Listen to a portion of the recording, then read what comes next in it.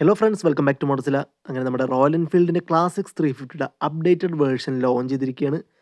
Mechanical വണ്ടിയിൽ മാറ്റങ്ങളൊന്നുമില്ല, അതുകൊണ്ട് തന്നെ എഞ്ചിനും കാര്യങ്ങളൊക്കെ സെയിം തന്നെയാണ്. പക്ഷെ മറ്റ് കുറേ മാറ്റങ്ങളുണ്ട്. അതെന്തൊക്കെയാണ് നമുക്ക് നോക്കാം. ആദ്യം തന്നെ വണ്ടിയുടെ കളറാണ്. 7 പുതിയ കളറുകളിലായിട്ടാണ് വണ്ടി ലോഞ്ച് ചെയ്തിരിക്കുന്നത്. പിന്നുള്ളത് LED ലാംപ്സ് ആണ്. അതായത് head lamp, tail lamp, indicators, അതുപോലെ തന്നെ പൈലറ്റ് ലാമ്പ്, ഇതെല്ലാം തന്നെ LED ആണ് കൊടുത്തിരിക്കുന്നത്. ടോപ്പ് എൻഡ് വേരിയന്റ് മാത്രമാണ് LED ഇൻഡിക്കേറ്റേഴ്സ് വരുന്നത്.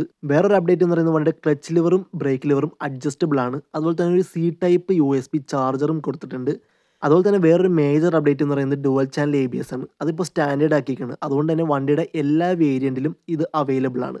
ഈ പുതിയതായിട്ട് വന്ന അപ്ഡേറ്റ്സിൽ ഏറ്റവും നല്ലത് ഇത് തന്നെയാണ്. പിന്നുള്ള അപ്ഡേറ്റ് എന്ന് പറയുന്നത് വണ്ടിയുടെ ഇൻസ്ട്രുമെന്റ് കൺസോളിൽ ഒരു ഗിയർ ലെവൽ ഇൻഡിക്കേറ്ററും കൊടുത്തിട്ടുണ്ട്. പിന്നെ വണ്ടി tripper navigation top end variants ആയിട്ടുള്ള എമറാൾഡിനും സ്റ്റെൽത്തിനും മാത്രമേ ഉള്ളൂ. മറ്റു വേരിയൻസിനെല്ലാം അത് ഓപ്ഷനിലാണ്.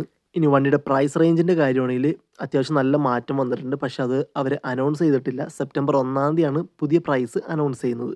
അപ്പോൾ ഇതൊക്കെയാണ് നമ്മുടെ പുതിയ ക്ലാസിക് 350യുടെ അപ്ഡേറ്റ്സ്.